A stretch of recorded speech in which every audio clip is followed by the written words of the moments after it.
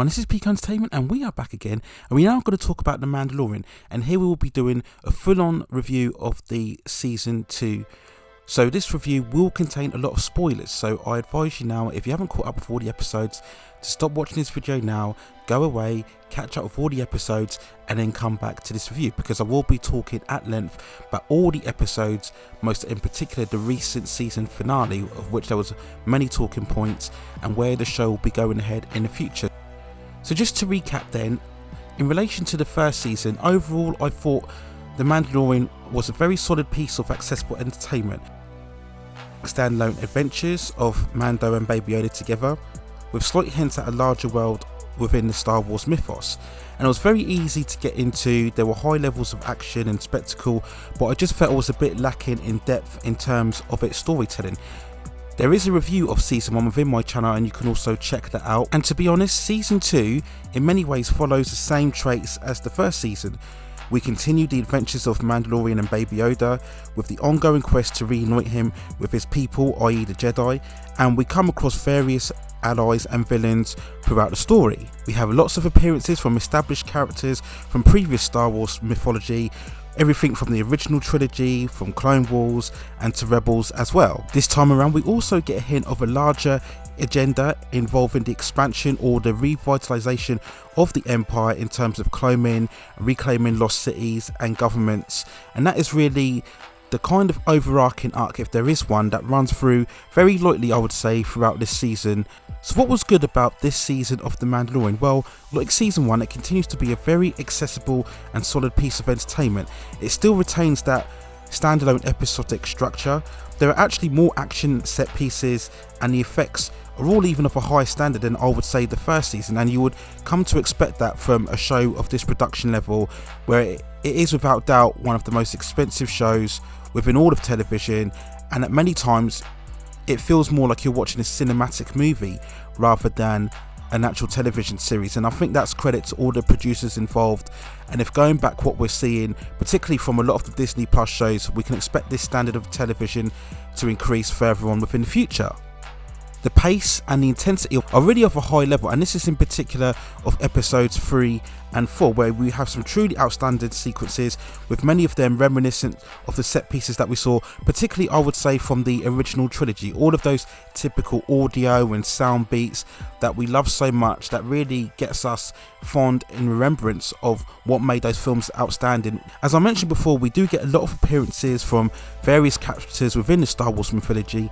This includes the likes of Bo-Katan returning, who wants to claim the Darksaber weapon from Moff Gideon so she can retain the rule over Mandalore, and she was very well played by Katie Sackhoff. I think this was in episode 3, the high risk, for me one of the best episodes of the entire season, and I think Katie just did a very good job.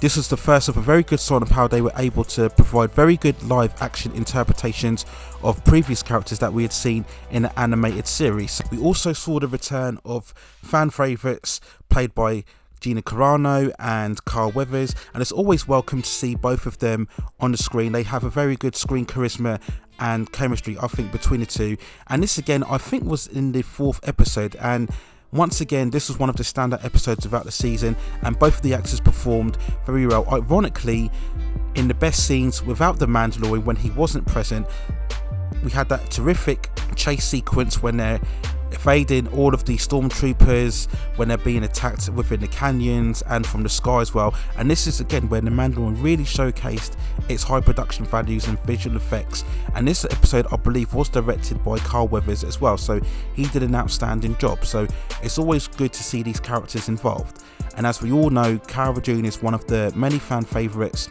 of the series, and it's highly rumoured that she will be featuring in the future spin-off that was promised, Rangers of the New Republic. Now we haven't got any confirmation yet as to what capacity that will be in, but it's highly being hinted that Cara Dune will be one of the lead characters within that show. So she's a very good character, and it will be very interesting to see which direction they take her within this spin-off series, if indeed it does happen in the future.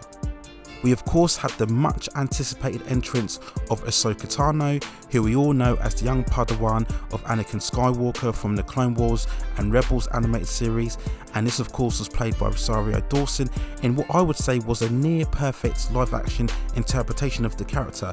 The episode itself, titled The Jedi, which was the 5th episode throughout the season, was a solid, if slightly underwhelming episode, but I think in terms of Ahsoka, Rosario did a near brilliant job in the role, and as we all know as well, she has had her own TV series announced recently, and I believe that will be coming in 2024. So this is one of the most interesting elements of the season in Ahsoka's backstory, where she will be coming from. So again, I think it did a good job. I would have liked to have seen a bit more depth in terms of Ahsoka's references to what happened to her since Rebels, but maybe they are saving that for the Ahsoka TV series. So I will give a bit of leeway post the announcements, but when I was watching this episode at the time, I did feel it was a bit lacking, and again it highlighted the lack of storytelling within this season.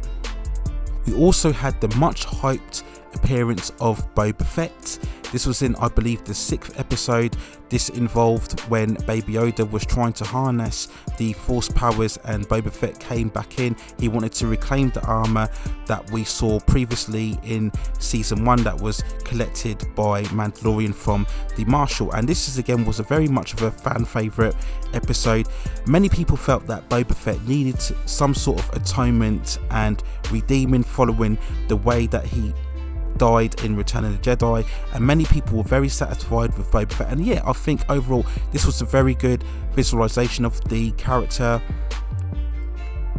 He looked very good in the action set pieces, the way that his armor looked, and this is all again one of very good standout moments within the episode. This episode, I believe, was directed by acclaimed director Robert Rodriguez, and it really does show again in terms of the action how well it was handled and how well it was staged as well. So this is another standout moment within this season.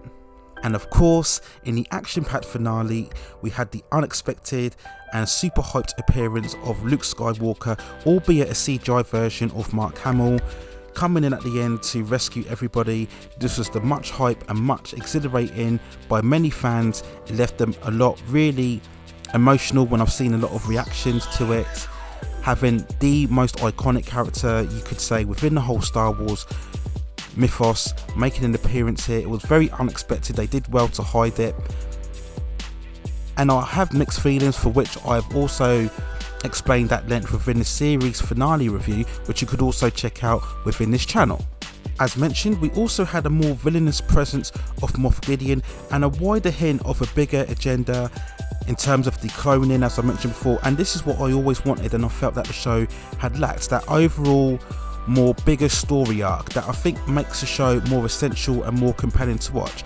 You can get away with standalone adventures for a while, and in the first season this was perfectly acceptable, but I think I was looking for a bit more of an expansive story in season 2, and we got hints of it. There was at least an intention, short term it was, at least you got the sense that there was a wider world, there was something bigger going on within this universe, apart from just Mandalorian and Baby Yoda going on these standalone adventures. So that's what compelled me a bit more to this season, the promise of a more weightier story arc, and there were hints of it. And Moff Gideon in the beginning was a bit of a interesting character.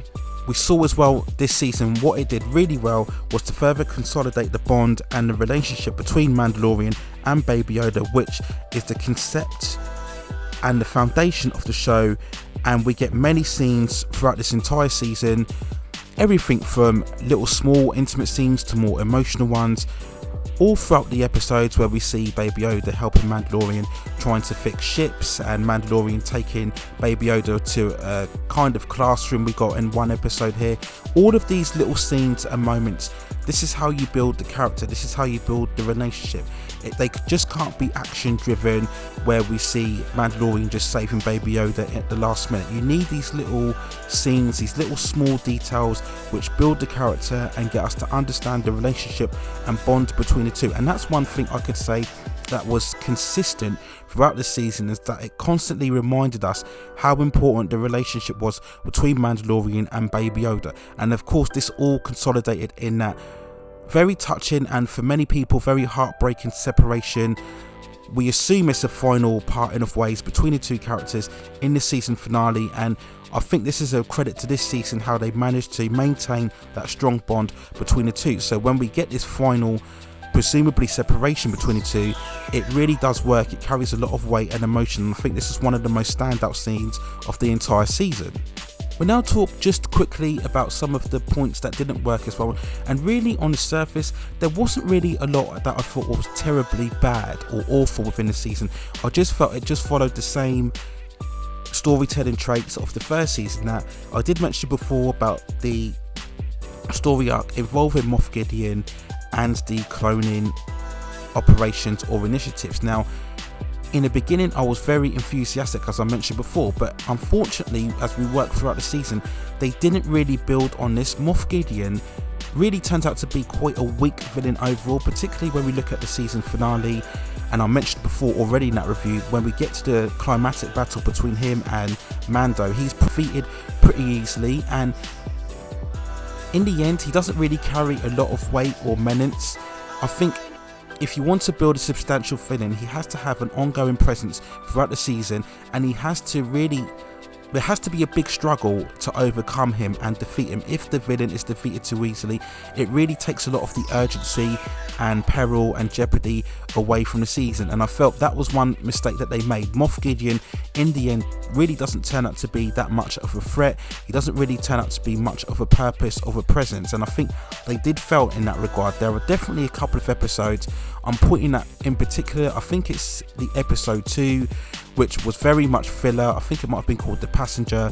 You could have easily taken that episode out and we could have very much done with a episode that was solely focused on Moff Gideon, so we could really get our teeth into the character and understand his own purpose and motivation. I think that would have served this season a lot better. And just continuing on that front, where we go, in particularly with the season finale, a lot of the time the characters seem to achieve their missions with a bit too easily. There was lots of action, yes, there was lots of spectacle, but there was no real sense of dread or jeopardy that I felt, because I just felt the villains and antagonists were overcome a little too easy, I think, throughout on here. And again, I think that's due to the simplistic tone of the storytelling here. It doesn't really want to delve too much into the threat levels and the dangers that are out there within this galaxy. It just wants to play that safe line, that safe, consistent tone. We get one mission, we go to various locations, we achieve the mission and go on to the next point. And again, that's that weakness and lightweight tone of storytelling that we saw from season 1, and again that issue plays out again here in this second season. It was only really at the season finale, those last moments involving Luke, that we really got a significant event that could potentially really change the whole direction and dynamic as the show. As we see Luke finally departing with Baby Yoda, the show, as I mentioned in my review, really could end there, because Mandalorian has achieved his mission, he's seen Baby Yoda on the right path, and now he could just go ahead and have further adventures. Now, a lot of people have theorized that they could really switch this around in the beginning of season 3. Maybe Luke is too busy and he hands over Baby Yoda back to Mandalorian. I've never agreed with that point, because I think that is a regression in storytelling. I think if you want the Mandalorian to continue with season 3 and beyond, then you have to really try and evolve the series, and I think the most logical progression would be now, if we are to get a third season, would be to have Mandalorian join Bo-Katan in the quest to reclaim Mandalore. Now, this will really cause a major shift in tone of the series if we do get this story arc, because it really would cause a major shift from the kind of Western standalone tales that we've had for the first 2 seasons, and it would make it more into a war and a conflict drama, where we're dealing a lot more with politics and civil war and revolution, and those are really weighty themes, and to me those are far more interesting and complex dynamics that the show could delve into. Now, following the simplistic nature of the previous 2, and Mandalorian has proven to be a very successful and popular show, will the showrunners really take that risk and really delve more into those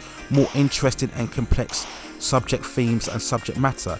I'm not sure they will. I wouldn't surprise me too much if we kind of delve back into what they know. They know it's been successful having the standalone adventures of Mandalorian and Baby Yoda, so it wouldn't surprise me if we kind of went back to that shift and dynamic. It would be disappointing from my point of view, because again, it's playing it very safe, and I think for any show, if it wants to go on for multiple seasons, there has to be a sense of development and evolution, I would say, within the story arc. So hopefully they will go on a different path and direction, but we will wait and see. We have had many rumours and speculation with all the other announced Disney TV series from the Disney Investor Day, and you can check out the channel when I've done an extensive review of all of those upcoming projects. We also got the revelation, as I mentioned, in the season finale of the Boba Fett television show, and there's been a lot of recent speculation as to whether the Boba Fett show, titled The Book of Boba Fett, and it's due for release in 2021, will that be the actual third season of The Mandalorian? We've had various rumours regarding the lead actor Pedro Pascal and his supposed unhappiness with the fact that he has to keep the mask on, and was there a dispute that couldn't be resolved? So is the direction of Boba Fett the de facto third season? I'm not sure. We will wait and see. That's a major change and shift again, because you're basically asking fans who are invested in the character of the Mandalorian to quickly switch over back to Boba Fett. So I wouldn't be sure that would be the case, but we will wait and see what happens in the future. But I think overall for the season, it was a very sound and solid, spectacular series throughout. So if I had to give an overall score for this season, I would give it a 7.2 out of 10. It had the same high quality production values of the first season. You had much of the action and the spectacle taken really on to another higher level than I think than the first season. We had many standout moments, particularly from the ongoing characters that were brought in from the Star Wars mythos, and these really continue to be the standout episodes of the season. And I just think there were, in comparison to the first season, I think season 2 had more standout moments. I think there was more to talk about because, like I said, we had a hint of a wider storyline, promising, if not completely delivering on a more serialized story arc. And I think there were a much more stronger material and stronger stories and higher character moments. I think that happened within this season in comparison to the first season. So as I mentioned, it will be interesting where season 3 goes next, what direction they will take it in. I do hope they try and be a bit more bolder with the storytelling, and I actually think the separation of Baby Yoda should be kept permanent, and it will free the Mandalorian to take on far more richer and deeper subject themes and matter, and this will ultimately make it a much more compelling and satisfying show from a storytelling perspective. So those are my thoughts on the recent season 2 of The Mandalorian. Let me know what you think in the comments below. Did you think it compared better to the first season, or did you think season 1 was very much stronger than season 2? What did you think of the appearances of all the fan favourite characters, the likes of Bo-Katan, Boba Fett, Ahsoka, and of course Luke Skywalker? Which ones did you think worked the most for you? Which ones did you think didn't work as much for you? And which one of these characters would you like to see make an appearance in the upcoming season 3? Or do you think that Mandalorian should really now disattach itself from these fan favourite characters and really take itself in a bolder, new, fresh direction? So those are my thoughts on The Mandalorian. Let me know what you think in the comments below. Please hit and like those subscribe buttons to help me grow this channel in the future and provide you with more high content in the future. But that's it for now. Take care of yourselves, stay at safe distances, and I will see you very, very soon.